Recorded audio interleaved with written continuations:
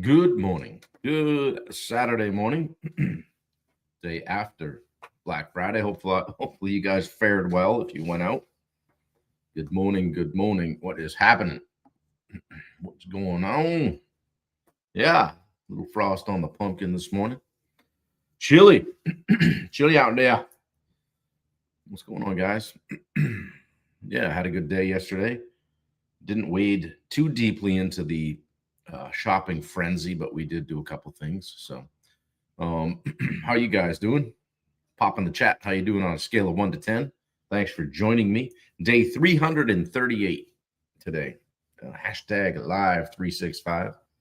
And I believe we've decided that we collectively have decided that I am going to continue. So 365 now just becomes a marker. Good morning, Roy Dahl.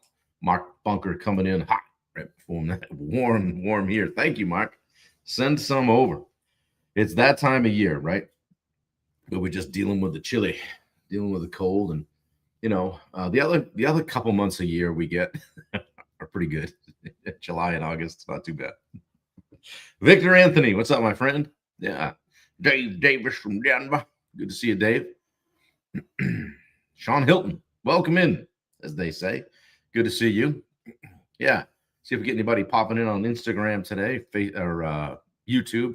We're live on Facebook, Instagram, and YouTube, although mostly it kind of defaults to Facebook. So I do have my Mid-South Ponds hat on today after catching a little flack yesterday from the one and only Bubba Hogan. So this is my favorite one. I think it was given to Wendy, but I think we've just kind of moved into calling it my hat. So good morning, Locke Johnson. Juan Carlos Miguel, good to see you on a Saturday. Guys, how are you doing? Post in the chat what's going on. How are you doing on a scale of 1 to 10? Guys, finally get over that turkey Thanksgiving coma, maybe. Hopefully you didn't go too crazy, indulge too much, and get back to normal here. So it's weird. It's when you have a week like that, I lose track of days. I don't know whether it's Friday, Monday, Saturday. I have to actually, think about it for a second. So Fred Turner is watching. Sometimes I get that. Sometimes I don't, Mark. So sometimes I don't know if everyone's here or I don't know that, I don't recognize everybody that's here. So I like to do a shout out, say thanks for tuning in. So guys, what is happening today? How are you? Good to see you. Mark, you're still in the warm weather. Good for you. I'm jealous. Good to see you, my friend. I know you guys had planned on Jamaica, but had to pivot to, I think, where did you go? Punta Cana, something like that. So, yeah, happy for you. Good to see you guys doing that. It's been a long year. Long year for everybody in certain ways, but hopefully it's been a good one, and we're going to turn our focus to that in the next several days. Start looking at what we want 2026 to look like. 2026, imagine that. Dave Zemchek, good to see you, buddy. Yeah, Josh Baker coming in. Good to see you guys. Yeah, how are you? Love it. So listen up. Today I want to talk about presenting the proposal, okay? Good morning, Zach. Welcome. Presenting the proposal, and it's I want to talk about it being something a little bit more than just throwing it to somebody or sending an email. Good morning, Tony Ruffin. Yeah, this is part of my contractor sales playbook that I put together for you guys. Good morning, Michelle. To share some things about how we communicate pricing out there, right? Yeah. So most contractors lose the sale during the proposal. That's where it goes away. That's oftentimes where it goes away, guys. Not because the number's too high, and I've mentioned this on previous days, but because the client doesn't fully understand. We're not doing a good job. And, you've heard Steve say this, and I've repeated it a bunch of times. If somebody comes to you with a problem and you can solve it and they don't buy from you, that's on you. Good morning, Yin. Yeah, it's on you if they don't buy from you. Okay. They don't understand what they're getting. They might not understand what the process looks like. They for sure don't understand what the expectations are, both of you and them, and why the price is what it is. Yeah, Mark, 2026 is going to be fire. So clarity is your greatest sales tool, guys. My book, Right Behind Communication. Confusion is the biggest enemy. Okay, you don't want people being confused in the buying situation. All right. So today is all about preventing that and preventing your proposal, presenting it with leadership and structure and confidence, and not. I mean, because like let's face it, guys. Mark's on here. Mark, I know you spend a lot of time putting a detailed proposal together. Let's make sure they receive it in the manner that it's intended. As if you just kick it to them in an email without any kind of presentation or opportunity to review or present it the way you want, then they're, if you don't control the narrative, they'll figure it out. So so anyway, back when I did a lot more of this, there were oftentimes when I would just email a proposal out and I would think, yeah, this looks pretty good. Hope they like it. They'll know what I mean by that, right? Then I'd wait, and then I'd wait, and then I'd wait, right? And then you start, hey, just circling back, just checking in, and get nothing, get crickets, get ghosted, or we'd get that classic message that I've mentioned to you before in the previous days here. Now we decided to go in a different direction. Thanks. Oh, okay. So I put 4 or 5 days into that, reached out to all my subs. They put time into it, and you're just going to go in a different direction. Okay. So, but I had to ask myself why, right? Why did that happen? Probably because I didn't lead the proposal, the whole process. I just handed it over. They do what they want with it. Maybe compare it to other 2 or 3. I didn't guide them through the process. I didn't help them understand the value. And I wasn't available to eliminate the confusion. Yeah, Hope Island, we call it. So once I stopped emailing them and started presenting them, walking the client through line by line with calm confidence, closing rate skyrocketed. It went up. I closed those jobs. I got those jobs. It was another in-person interaction where somebody could get in again, become more comfortable with you. They don't need a PDF, guys. They need a leader. They need somebody that's why they reached out. They need somebody to walk them through the process. Okay, so it was then I decided, all right, never again email a proposal without a presentation. Okay, because when you email it, you lose control, you lose context, you lose confidence, you lose the ability to clarify something for somebody because they may interpret it differently than you.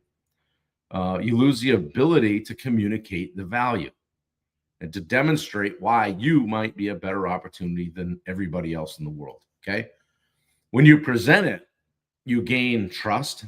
Okay, now you've shown up, you've done what you said you were going to do. You gain authority. Now you're the expert. You know what's going on. Get direction. Hey, where are we going from here? You're not just, as Mark says, out on Hope Island. You gain clarity. You again get to figure out what they really want. Well, that's a little bit more than we wanted to spend. Can we eliminate something here and get to our budget? Ooh, now we have the budget. Okay. And you gain the ability to answer questions immediately. You're right there. Okay. And hey, I mean, if you had to do it on a Zoom call, so be it. At least you're face to face, right? That proposal presentation is yet another example of good leadership, good stewardship of your company. Okay. It needs structure, though. The proposal needs structure. What's in it? How do we set it up? Here's a few things. What it needs to have in it. We need to know, what are we doing? Plain language, no jargon. Don't go technical. Yeah, we're gonna do the blah blah blah blah, and make yourself sound like the expert, but at the expense of making the customer feel like an idiot.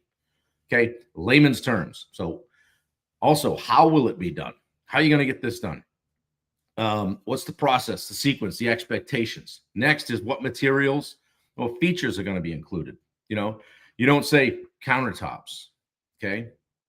You say custom square edge plastic laminate countertop, but you give more detail.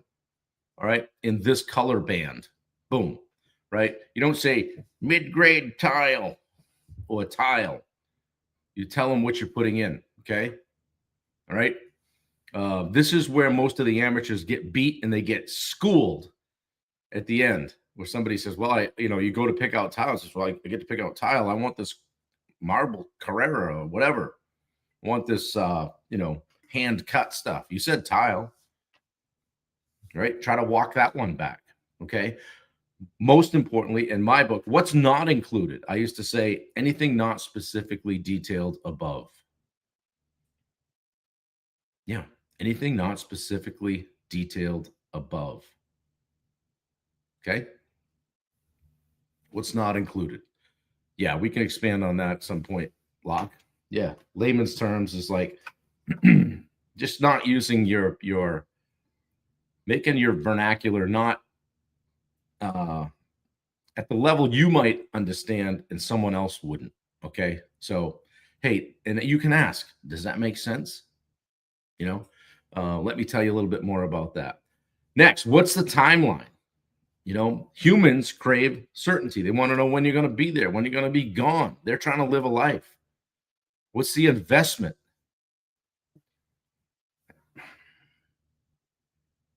Okay, Locke. Yeah, let's circle back on that. I got you. What's the investment? Present it calmly, confidently, without apology. Okay. How do we get started? What's first? Clear next steps, deposit paperwork, schedule communication, progress payments, how we get paid, how we collect money, what happens in a change order. If the client has to guess or assume, you've already lost ground. Okay. So your delivery sells more than your proposal, guys. Okay. Like I've always said, people don't buy on price. They really don't. They buy on the experience. Okay. Here's what most contractors don't get: your tone and pace of delivery. All right. Both of those things matter more than the number on the page. Okay. They do. They just do. All right. You have to own that stuff. When you say a price like this, the total is, yeah, it comes out to 12,447. Like that. Yeah.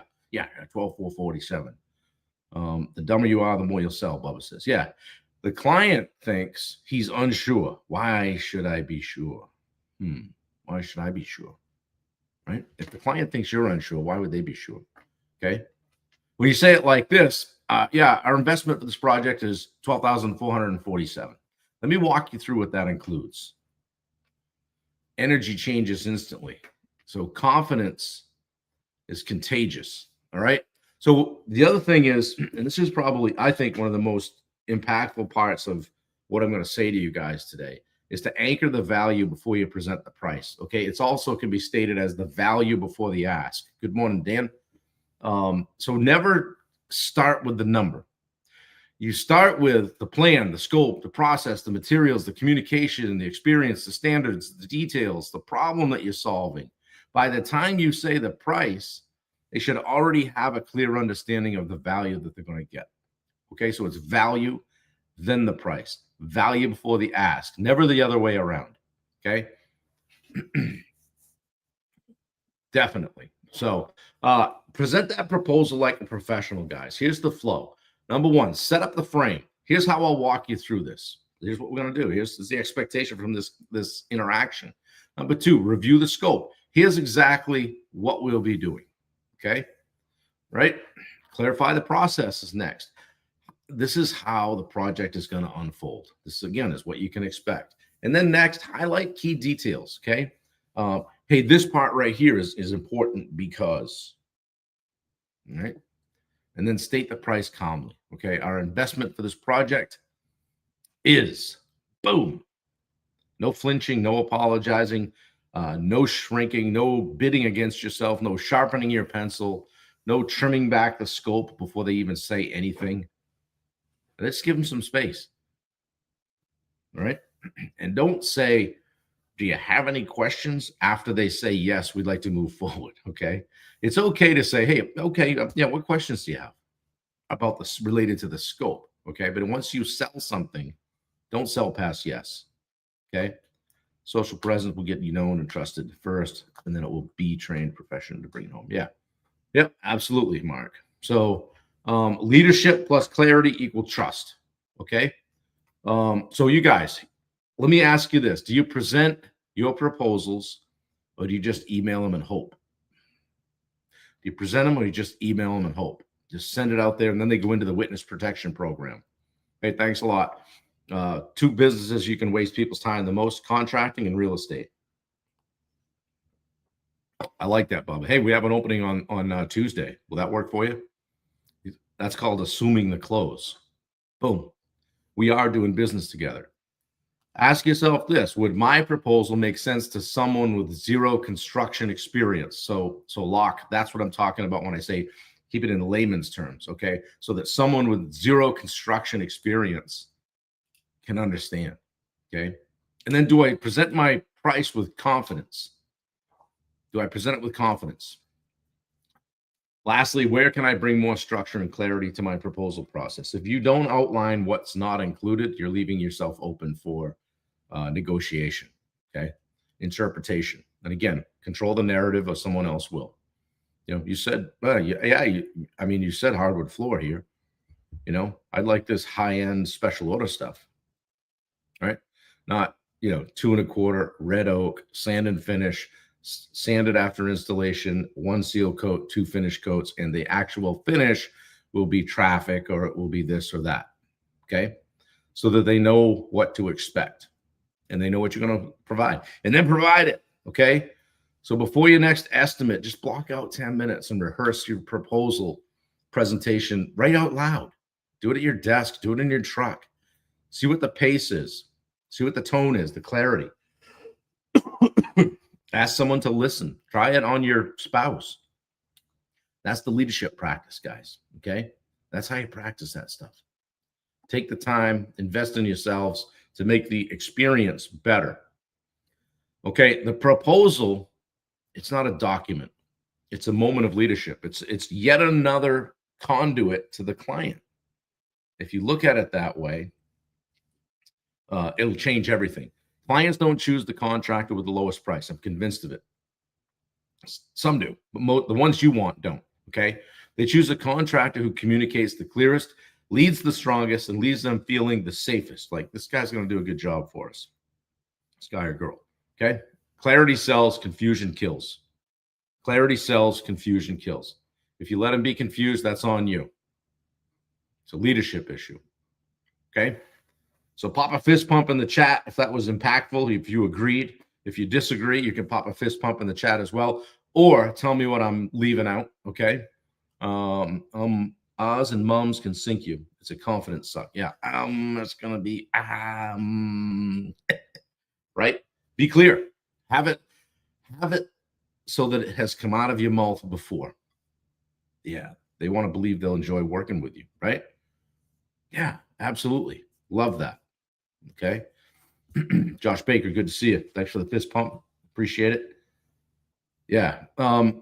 So guys, present that proposal with confidence. Okay. It'll make a huge difference. And can you email them? Sure. Would you be better off to give them a call and say, hey, I'm going to be finishing this probably sometime tomorrow. Do you have time around 4 o'clock? I can just pop over and go over it with you. There's a lot here. No, just send it over.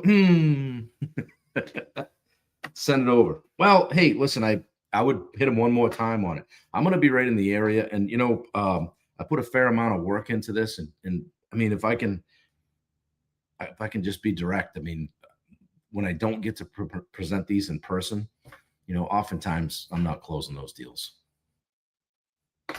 No, just call it what it is. Put a bunch of time into this, and I want to make sure it's received in the manner that I intended.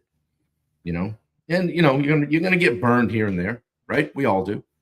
Okay. Thanks, Victor. I appreciate it. You get burned here and there. You gotta, kiss a few toads, right? But if you can guard your time a little bit, we talked about that on the pre-qual. If you've done your job on the pre-qualification process, you shouldn't really be getting burned at the proposal level. Okay. Even talk over the phone as you're sending it over. Yeah, as long as you got their ear, Josh. It's not just boom, they open it. Oh, I haven't had it. I mean, if you've got JobTread software or something else that you're using, you send that, they opened it. They sit on it for 2 days. You look back and they opened it again. They sat on it again for 2 days. They opened it again, and then you email, have you had a chance to check out the proposal yet? No, we hadn't. I'll check that out sometime tomorrow. Okay. Bubba says, I don't know how to scan an email. That's his response. You know what? They probably would believe it, you know? Just made me think of something. Mark says, why not practice and recite it to chat and ask it to chat GPT, ask it to criticize you. Yeah. Ask it to just show it, ask it where you can be better. Yeah. Just speak the whole process. Guys, you have it right in your computer. Just hit the mic on chat GPT and go over it. So that candor is an attractive method for me. Yeah. Yeah. And I suspect that it's knowing you like I do, Locke, the limited time we spent together, I suspect that works well for you because I think you come across in a very genuine manner. So I think that if you said that, yeah, somebody's going to, hey, listen, you know, put a bunch of work into this, and I'd really like to make this work with you guys. Just it works better for everybody if I can just give you the information in person. So it says, no, you will check it out right now while I'm on the phone. You ask for it, and by golly, you're going to look at it. And then after that, you're going to buy my stuff. You buy this stuff. Right? Guys, sometimes we look back at the opportunities that we've kind of, you know, burned leads and looked at and said, well, that person moved on. I didn't meet them where they were at, so to speak. And you know, I wasted my time, I wasted theirs. Like Bub said, I wasted my time, now I'm gonna waste yours. Yeah. I have a way better clarity in person. There are a lot that falls through the cracks.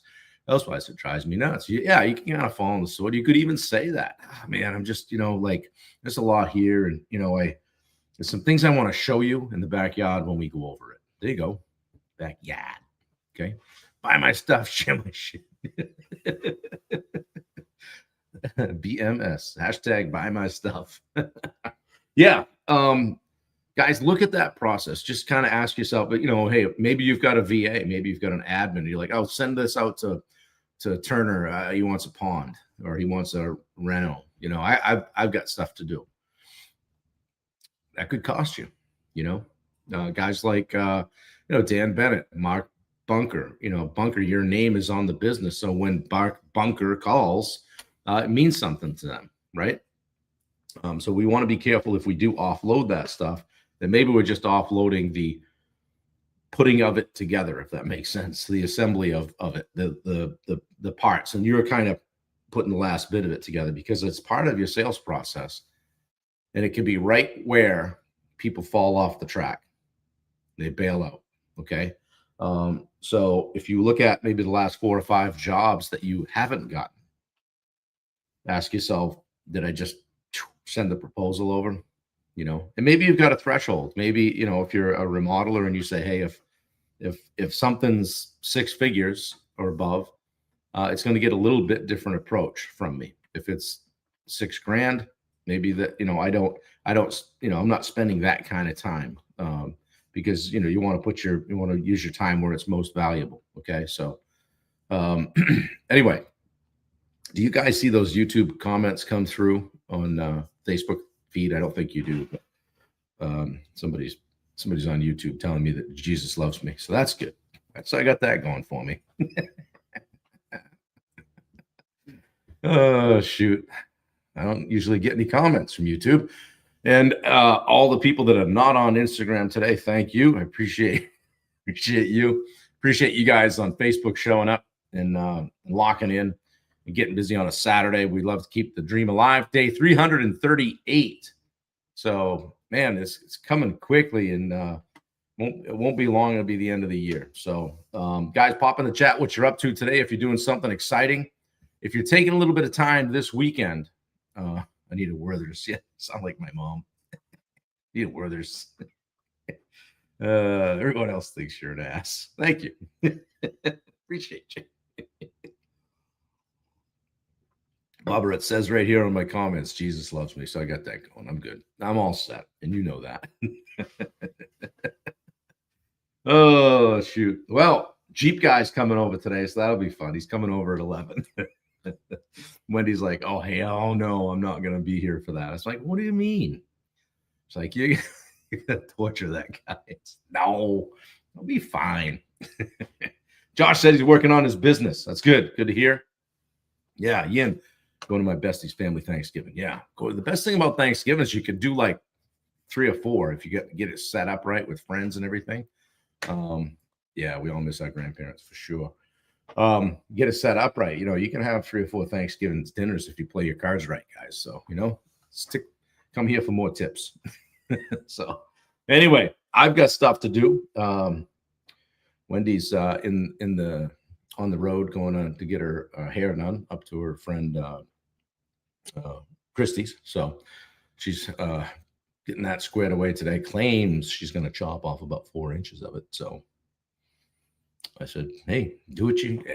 My feeling is, my theory is, it grows back. So if you don't like it, you just let it grow back. So I think Bob just called you old, Michelle. Sounds like.